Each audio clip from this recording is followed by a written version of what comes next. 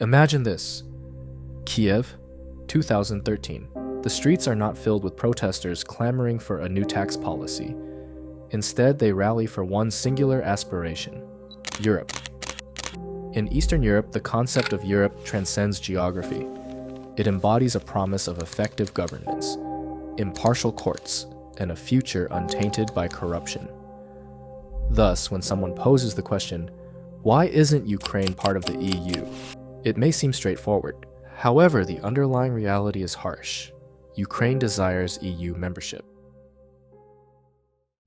Conversely, the Europe seeks a Ukraine it can trust, and trust is more than rhetoric. It constitutes an entire system. Herein lies a crucial misunderstanding. European Union membership isn't merely about joining a club. It entails integrating your nation into a complex legal framework characterized by extensive regulations enforced by institutions that remain steadfast under pressure. And Ukraine has experienced this transformation through immense struggle. The Soviet legacy did not vanish in 1991. Instead, it became privatized. A select few seized control over industries and politics alike, resulting in a state where elections exist, but true power resides elsewhere. Then came pivotal moments. 2004, the Orange Revolution, society retaliates. 2013 to 2014, Maidan, society escalates its demands. Ukraine's pursuit of Europe alignment comes at a significant cost. So why has EU membership remained elusive despite these efforts?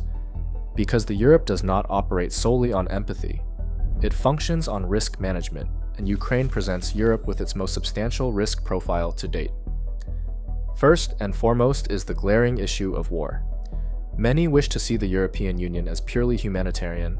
However, it also serves as an insurance mechanism. Joining means gaining access to financial resources and market opportunities, while also sharing burdens with Europe. Introducing an active conflict within the Union's core complicates matters significantly. It's not just about meeting criteria. Second is an uncomfortable truth for Ukrainians' institutions matter deeply. Let me be frank. Ukraine is not populated by bad people. Nonetheless, it has been plagued by instability marked by corruption networks, compromised judicial systems, and persistent informal practices. If one member state's judiciary lacks credibility, then the integrity of the entire European Union system falters, leading to financial leaks and politicized contracts where justice is negotiable. This explains Europe's preoccupation with seemingly mundane topics. Judges, prosecutors, procurement processes, anti-corruption agencies, these are essential components of the infrastructure that must function properly to avoid systemic decay. Consider this instance from 2016.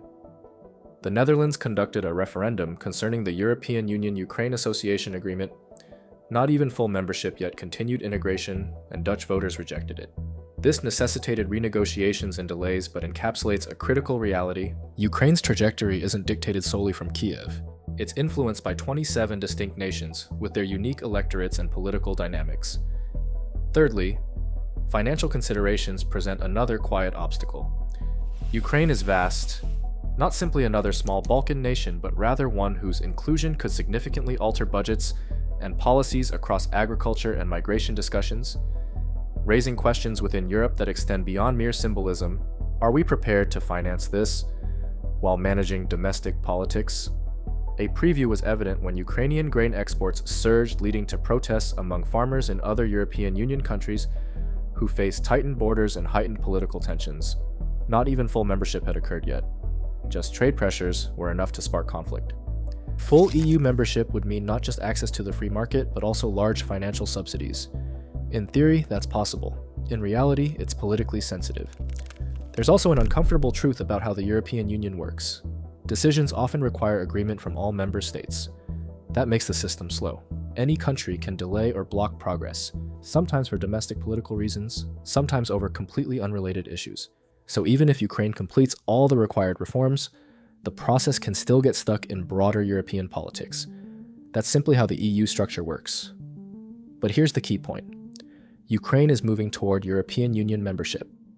Many people confuse not a member yet with not going to join. Those are not the same thing. The process is happening, it's just slow and complicated. Following 2022 events, Ukraine swiftly gained candidate status and initiated negotiations, a tangible sign of movement forward. But these negotiations are far from celebratory fanfare.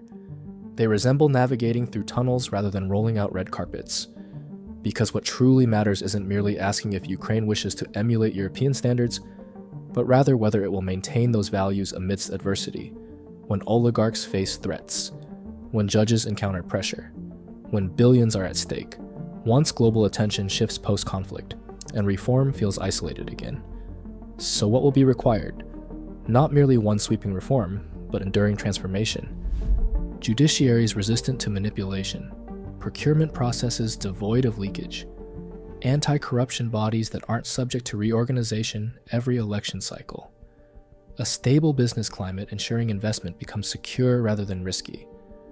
Additionally, a security scenario acceptable to Europe must emerge.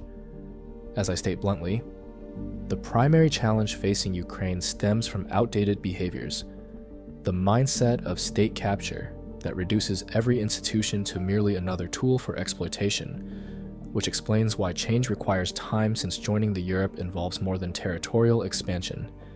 It necessitates building trust. Thus, the pressing inquiry shifts away from, will Ukraine join the European Union? To, will Ukraine evolve into a nation impervious to subversion once again?